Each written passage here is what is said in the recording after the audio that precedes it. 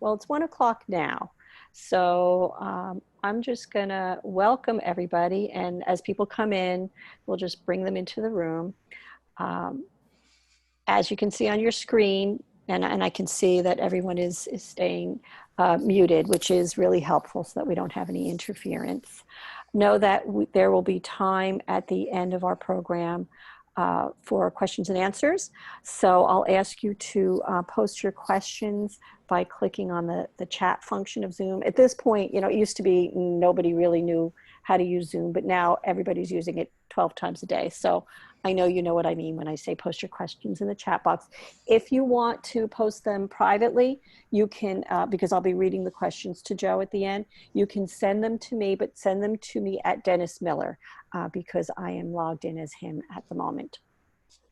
After the webinar today, hopefully by the end of this week, I will circulate a link to a recording of it. So this way, if you want to review it, or if you missed a piece, or if you want to share it with somebody else, you will be able to do that. So I am now going to go to our home screen here. Welcome to the Dennis Miller Associates Spring 2020 webinar series. Today's conversation is about the Joe's recommended 10 self-care musts for supervisors in the age of coronavirus, which is about as on point as I think we could get at this moment in time. So I'm gonna skip forward to Joe's photo and bio. Joe has been with Dennis Miller Associates. Joe, is it a little more than a year? Just under a year. Just under a year. We have here in his bio, and I realize this is kind of silly because we talk about him as retired, but he is really anything but retired because he is about as busy a person as I know. In 2018, well, after 45 years in the health and social services industry, he decided to write Being a Supervisor 1.0, a handbook for the new aspiring and experienced supervisor. If you haven't had a chance to take a look at it, it is a really wonderful, it's not a big book, but it's packed with just wonderful information. And he's also been busy authoring articles and working with Dennis and myself on executive level C-suite searches for nonprofit organizations. Joe is a peer reviewer for the Council on Accreditation and conducts surveys across North America for human services organizations. And he and his wife are also puppy raisers for the Seeing Eye Foundation. My name is Michelle Hickey. I forgot to lead off with that. I work with Dennis as well, and I am running the controls on Joe's webinar. So if I miss a slide or I go too fast or too slow, we all know that I am the one to blame. So I am going to put myself on mute for now and turn it over to Joe. And welcome, Joe, and I look forward to hearing what you have to say. Thank you, Michelle. You want to go to the first slide?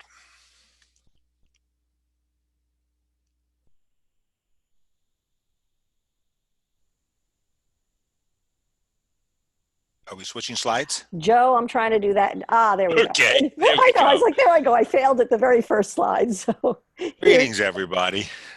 Depending on what time zone you're in, good morning or good afternoon. We have an audience from pretty much every part of the country out as far as California, here in New Jersey, and in between.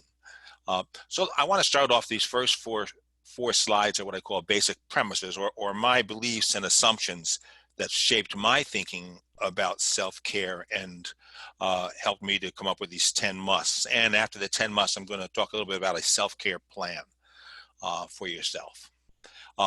So they are, go back, please.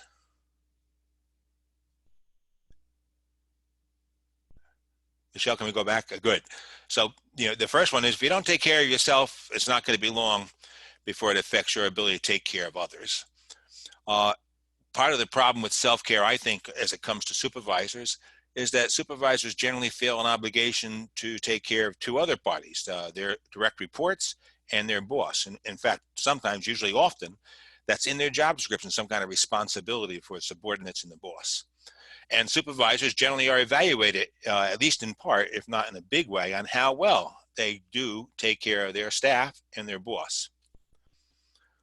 And supervisors generally aren't evaluated on how well they take care of themselves. My belief, the next bullet, is that which is not evaluated or that which you're not held accountable for doesn't get attended to. And so since that's not part of your job description, it's often ignored. The world certainly is changing. It's changed drastically over the past 8 weeks, and that's had an effect on self-care. Some work is still being done. A lot of work is still being done at work sites, especially in the area of essential services, with adjustments for social distancing and protective equipment. But a great deal of work is now, an increasing amount of work is being done from home. The anxiety and stress of the work environment has been increased because of the coronavirus and all the changes to the new work environment. And I believe that puts even more urgency on the importance of supervisory self-care. If you don't take care of yourself, it's going to really add to the stress for yourself and for the workforce. Some of the consequences, if you don't take care of yourself, again, it's going to add to the stress in the workplace. And that could be manifested with physical ailments, decreased performance, both of yourself, but also of your teammate members, a loss of productivity, again, for self and for the team. And it can lead to your own burnout much sooner.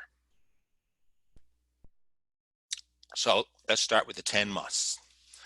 The first one is to establish a daily routine. Prior to this coronavirus situation in which we're working now, people in the work field, had a routine that involved getting up, going to work.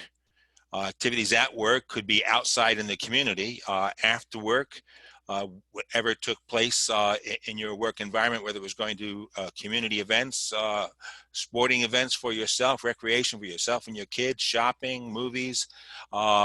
But your daily routine has certainly been disturbed and has been changed. And so the first point I want to make is it's important for you to come up with a new daily routine.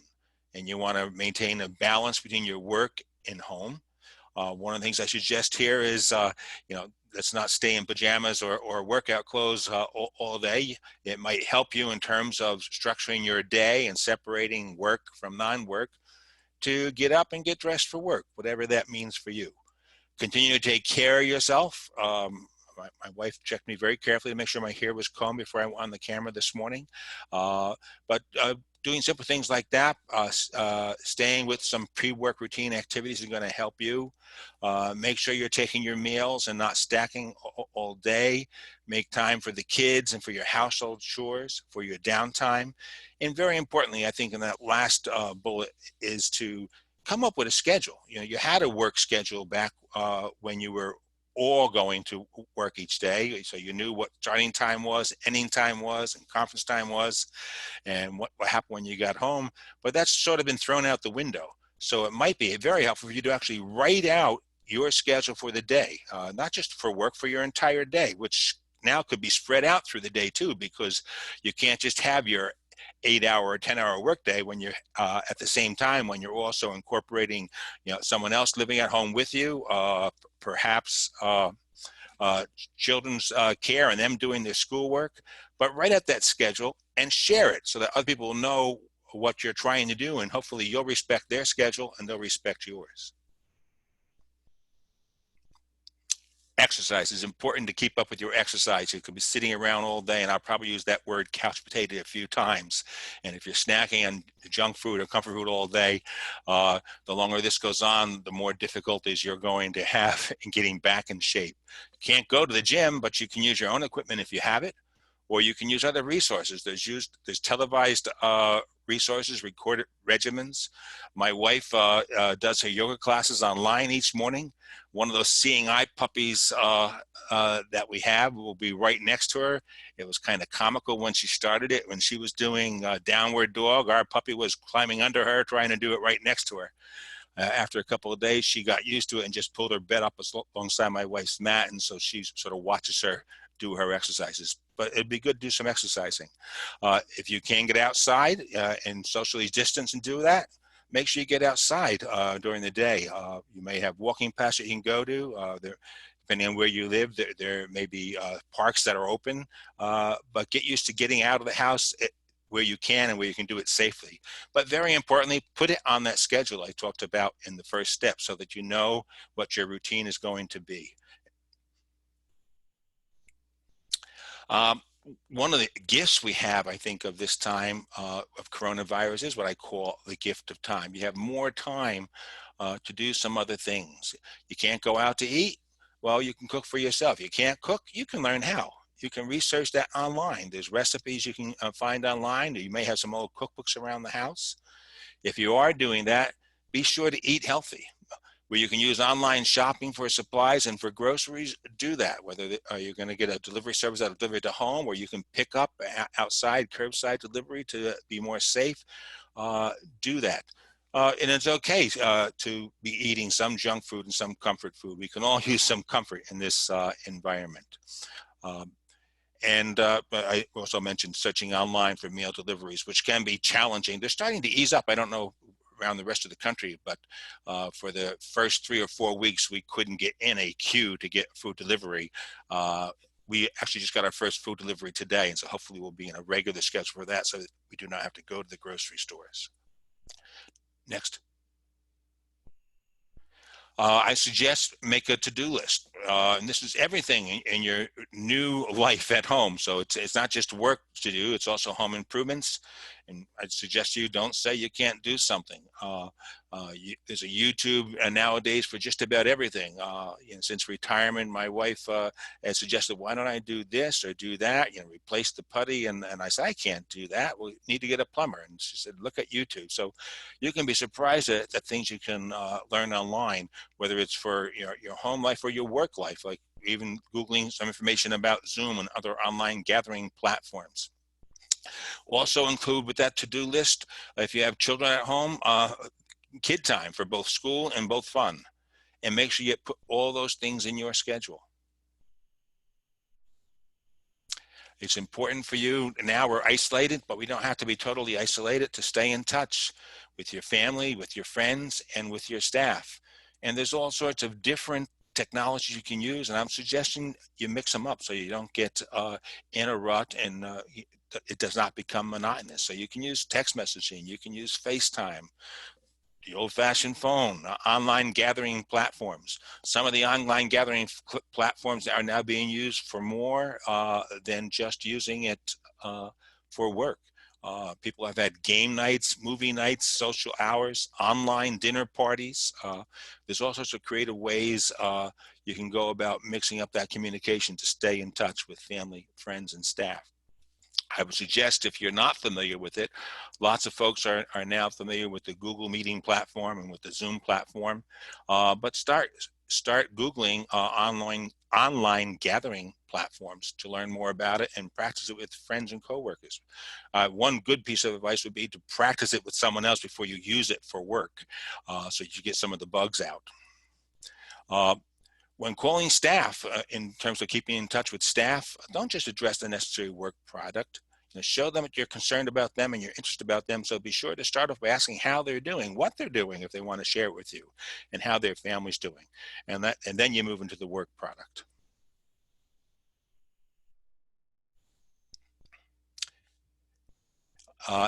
When you have daily, you should have daily contact with your staff just to check in with them. They're working in a vacuum now. They don't have the ability to talk to the person in the office next to them or to give someone else a quick call. They don't have the group meeting times at work or the face-to-face time, so they may feel a lot more isolated. So it would be important for you to check in with your staff on a daily basis, or at least on an every other day basis. I would suggest you point out to them when you're having these daily communications, what I call legitimate COVID-19 resource information. And at the end of the slideshow, I have some of the more generally accepted websites that they can go to, but where they can look to find the most recent information. And make sure, again, that you ask your staff, is there anything you can do to help them through this situation, whether it's work or the pressure it's putting even at home. And the last bullet there is listen for signs of anxiety and stress and make referrals. And I'm not going to talk about that now. I'll talk about that a little bit more when we get a few more slides down the road here. One of the things you could do in terms of the gift of time that I talked about with must number 2, and I gave it its own must here, is read. This is a great opportunity to catch up on your reading. I know lots of times I always emphasize with my direct reports in my work career that it's important for them to keep growing, and one of the ways they can do that is to read. And I've asked them to set even a time amount, whether it's 15 minutes a day, to read for their own professional development. And unless they're really pressed by it, lots of folks just can't seem to find the time to read. Now I think you may have the time to read, and you can do that by ordering books online, or you can order ebooks online. You can subscribe to newspapers and journals online. One of the great tools I've been using now since I've been working from home is both on Facebook and on LinkedIn. You can search for interest groups. So whatever interests you, whether it be just a general topic of supervision, whether it be some kind of recreational activity, whether it be on leadership, whether it be on particular skills, conflict resolution, you can just Google that search item. And you'll find a group that already exists online. You can join that group, and that becomes a great way that you can post. You can see other people's posts. You can respond to those posts. You can then instant message back and forth. As you start feeling more comfortable with it, and you find the groups that you joined aren't quite meeting your needs, you might feel brave and start your own discussion group. And related to that, then there can be online book clubs that you can join, and that can become a source of ongoing communication.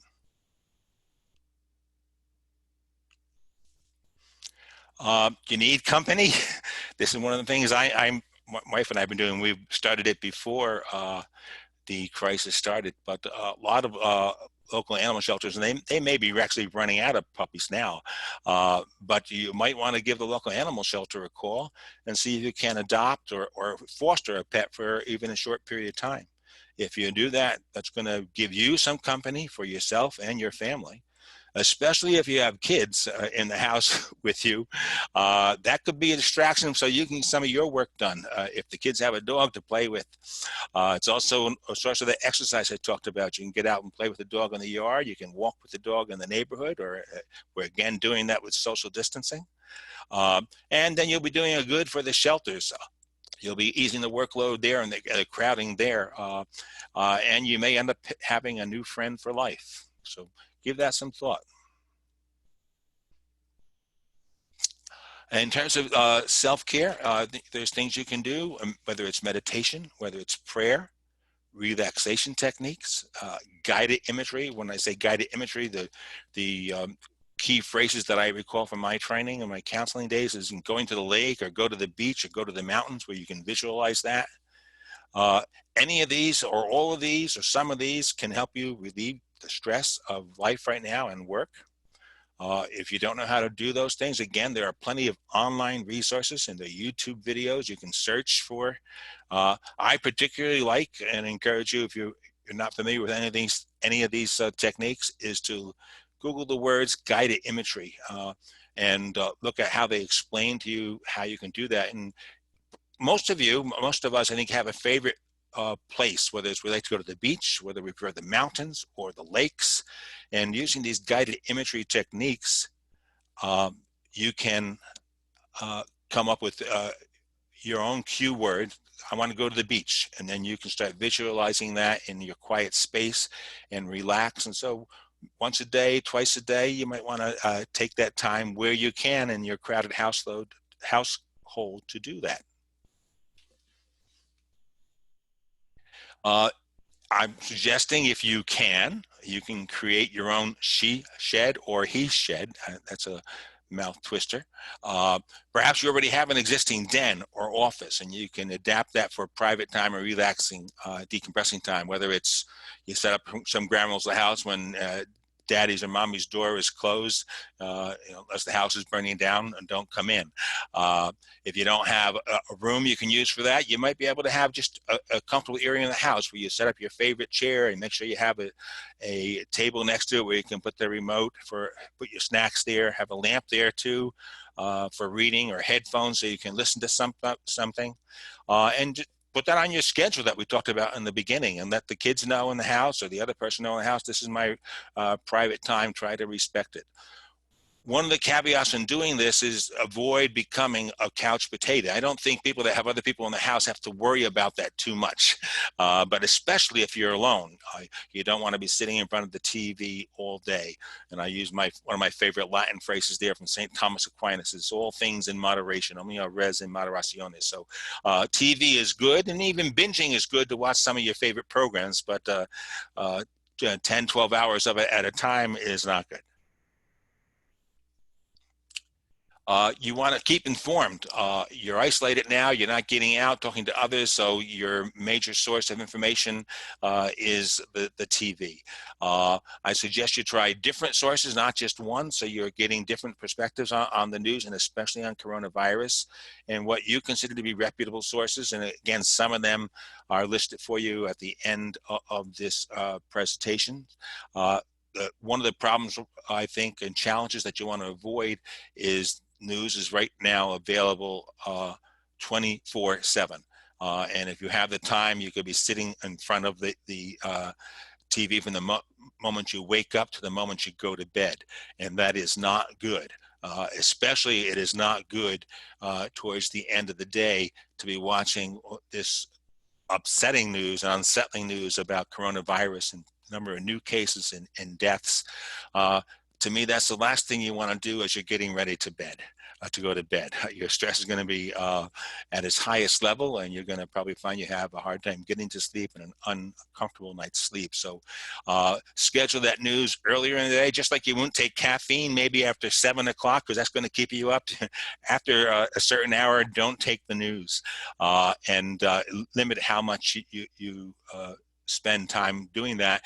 And also be careful as you have little ones running around the house. If you're watching that news, they're seeing it, and you might not think they're paying attention, but the kind of language and statistics that are being put on those screens, they can pick up, and that can be very unsettling to them. So yes, binge on the news, but be careful. It's going to not binge on the news. Please don't binge on the news. Binge on your favorite shows from time to time, but limit that news, or it'll be adding to your stress level. This is very important, especially in your role as a supervisor. Watch for warning signs in your communications. And this would be especially if you're using a visual communication source like FaceTime or Zoom or one of the other online platforms. You'll see facial expressions from your co-workers and your staff when you're talking to them.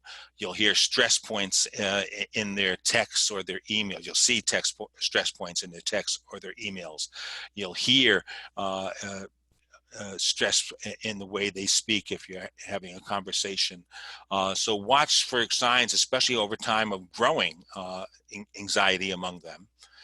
Do encourage them to seek out self-care and seek out help, whether it's with your own EAP if you have it, whether it's to call hotlines, and I have some of those hotlines listed at the end of this presentation that you can look at, and including maybe referring them to a mental health professional, and some of those resources are also available at the end of this presentation. Tell someone else at some point in time. You may be the supervisor, but there may be someone over you. If you have a concern, you raised it to the person, or you're concerned about raising it to the person, then you kick it up the line, have a discussion with your boss or with your agency physician or nurse or other mental health professional if there's one available. But don't ignore it, because that person is isolated in their home. And that also applies to yourself in terms of self-care. If you sense, or other people are telling you or asking you, how are you doing? It sounds like you're really stressed today. Again, the supervisor doesn't just take care of employees and the boss. The supervisor has to take care of themselves. And at this point in time, you need to be your own policeman if you think you might be losing it, and reach out for help. So I gave some thought when I was writing the title of this, where this should be number 11 must, but I decided I'd just leave it as a stand alone. I'm encouraging everybody should have a self-care plan, whether you're a supervisor or not. You may already have one. So if you do have one, this will be a time to review it and revise it, because it certainly, if you had one going back to before the coronavirus hit us and we changed the way we're doing work, it's not going to totally apply. So you're going to have to revise it. And if you don't have one, then now's the time to write one. And I'm suggesting, you know what? Write one today. And it's not that difficult. Again, I'm going back to Google, and if anyone wants, I can actually send you, so just maybe in the questions, they send it to me, and we'll send it to you, some helpful tools and worksheets to have you devise your own self-care plan. But the first place to start would just be to Google self-care tips or self-care lists, and you'll find plenty of them on the internet. And then take that list and look at the items on it, look at how much time you have available and what the things you like to do and don't like to do that are on that list. So pro and con them, and start with a handful and then use them. And you can use them in the following way. You develop a short plan like this. You take out a piece of paper. It doesn't have to be formal. You can write on it from that list that you looked at. Today, I will do, I'm sorry, excuse me, let me go back. The main thing I'm going to do today to take care of myself is, you don't have to have 10, start out with 2 or 3. And you know what? Start out with 1 if this is all new to you. One thing you're going to do today to take care of yourself, to be kind to yourself. Then, one thing I'm going to do this week, or 2 or 3 things I'm going to do this week. And quantity is not as important so much as quality. One thing I'm going to do this week to take care of myself. And then think ahead. One thing I'm going to do this month, or 2 things I'm going to do this month to take care of myself are, and do that. And then what you do, similar to how I said, write that schedule that you have and share that schedule so you know it and other people know it and respect it. Write down your self-care plan and put it in a place where you're going to see it, whether it's in the mirror in the bathroom, whether it's on your desk if you have a work area, or by that chair in your he said, she said, shed. That is a tongue twister, isn't it? The reason why I suggest that you write this down and you share it with somebody, because there's good scientific research out there. If something is written down and someone else knows it's written down and has a copy of it, that increases the likelihood that it's going to get done. And so if you write it down and you have it to look at, that increases the likelihood that it'll get done. If you share it with your staff or with your spouse or even your kids, they're going to be asking you, Daddy, how are you doing? Mommy, how are you doing?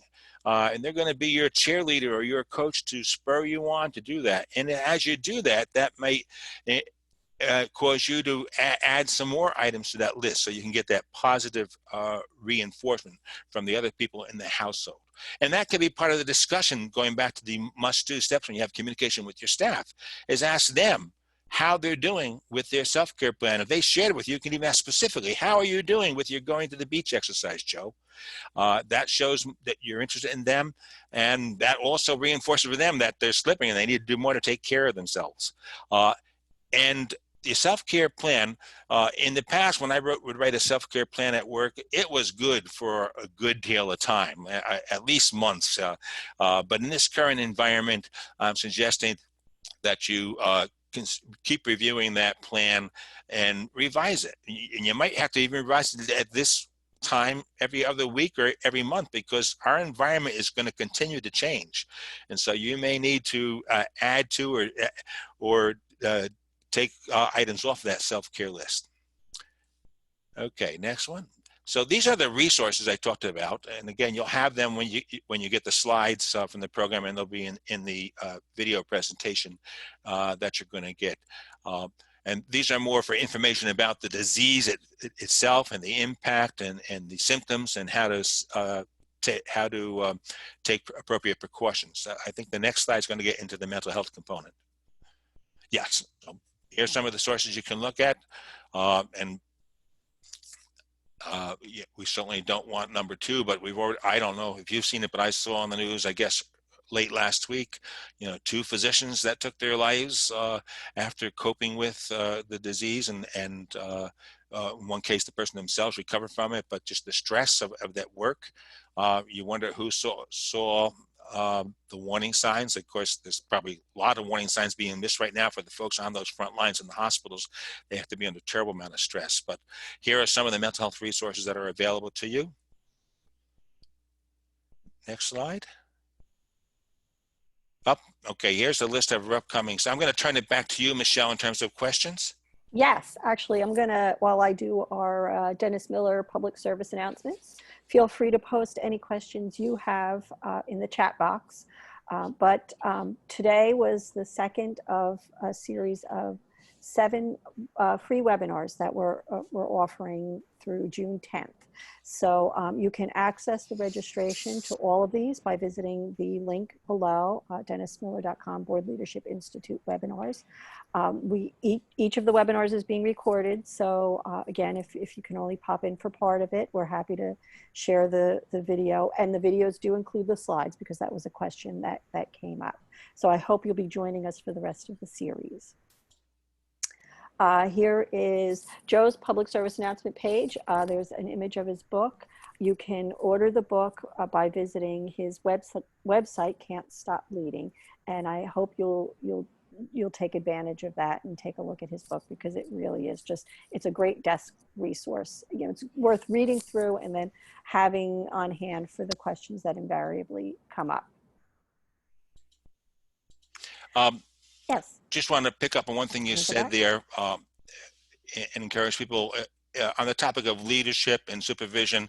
If you do visit my website, I have other resources on the coronavirus environment, a couple of articles on supervision in the working from home environment, on self-care, and I'll try to add more new material as things change. So you might just want to visit that once in a while. And shout out to, I've seen a lot of names around the country of folks from the Catholic Charities Network. So welcome all you folks that joined us today. Good to be hearing from you. This is just, did you have more, Joe? No, okay, any questions?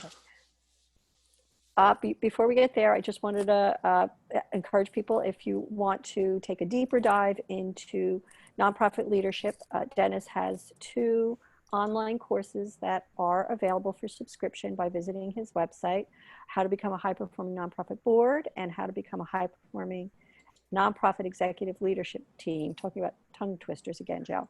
But both of these courses have multiple modules. The runtime for each is about an hour, but they're really set up to break down and take in pieces to do some intensive work with your leadership team and your board. So now I will turn it over to questions. Joe, I actually had one question. I know we've spent a lot of the conversation, and certainly a lot of what you presented today focuses on people who are working at home with lots of other people around, which does, I can confirm, present a certain level and type of stress. And I do want to say, because we did adopt a puppy in the beginning of the year, and while at first I thought, oh dear God, what did we do? We adopted a puppy. I have to say, she has been a real blessing for us, and just a nice, loving distraction. So I can confirm that is a good strategy. But my concern has been lately talking with people who live alone. And I feel like it's just been a somewhat different experience for them. So I didn't know if you wanted to comment on that at all. Yeah, and that'll be important. From the supervisor level, you know which of your staff live alone. And so those folks are going to really miss the social contact, excuse me. And 2 of the things I would suggest, you may suggest to them, or start assigning buddies. Mm. So, have coworkers responsible to check in, whether it's once a day. And I would say once a day, especially for those living alone, because they're going to crave that social contact. Well, I shouldn't say that. I'm assuming, the word about assume. Mhm. But it's very likely they might. And they also may have a busy social network, so they are online. But find out what their needs are. And you yourself check in with them daily, but have them be in touch with someone else. And it doesn't have to be just checking on them. Have them then be responsible for calling someone else. And that applies to more than your work life, whether it's they're calling families. You could be involved in terms of your agency. If you're working with particular clients, maybe they might want to take responsibility for, calling 10 of your folks that come to your food pantry to check on them during the week. So something for them to have a benefit for the people they're calling, but also the benefits for themselves. I also just wanted to make a point too. I was looking through the questions. My friend Peggy talked about, one thing she hasn't experienced yet is a lot more time. And it's Yeah, true. I saw that too. I said, "Oh, yeah, I You know what may she." not find that you have a lot of time, but you know what? My point there is it's very important then for you to do that schedule.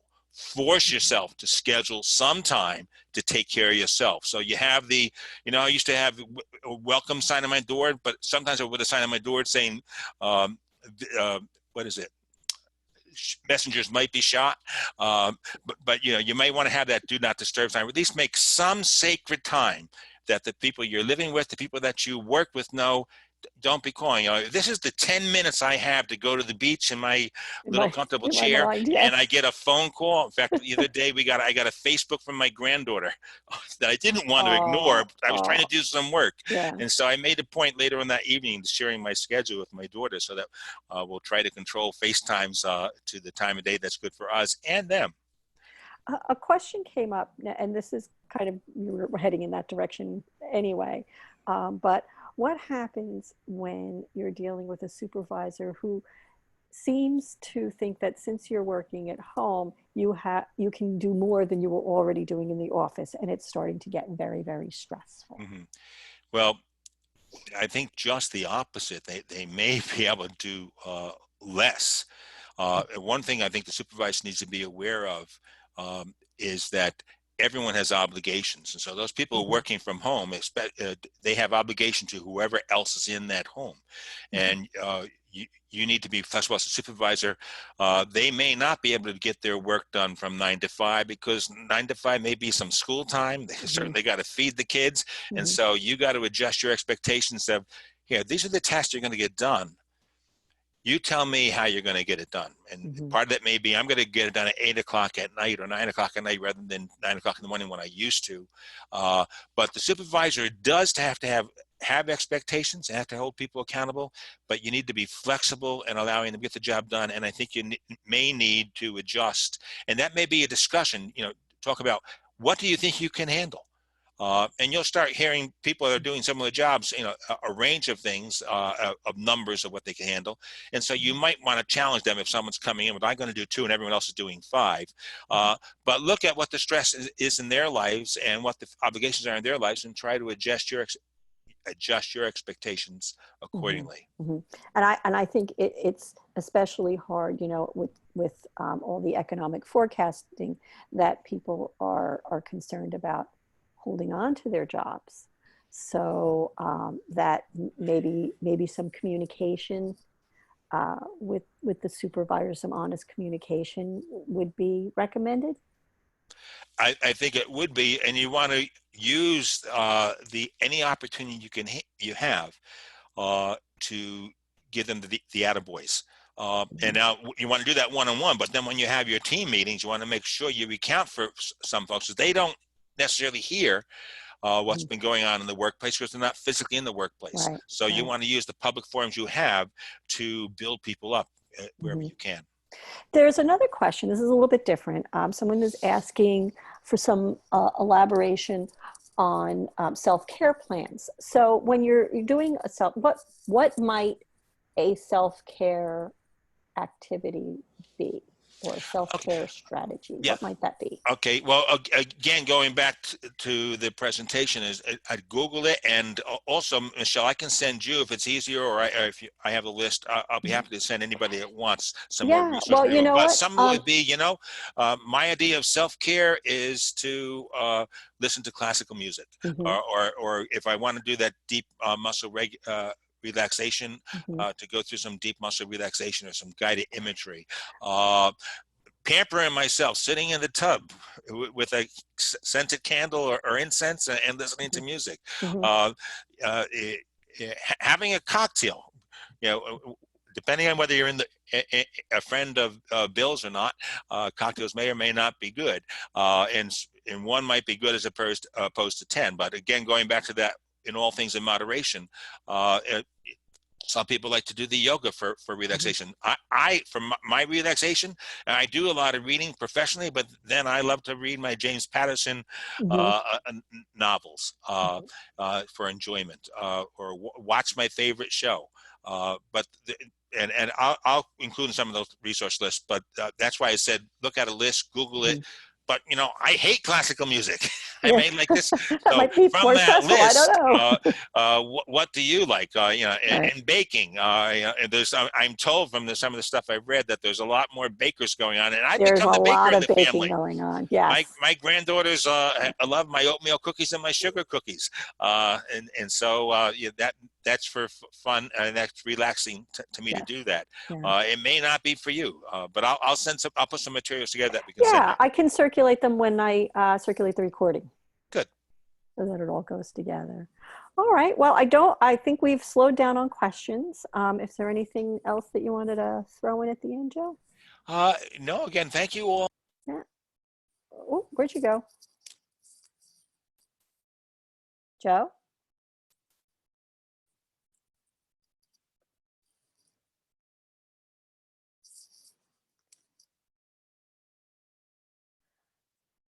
We seem to have lost Joe's audio. I'm hoping he'll pop back in.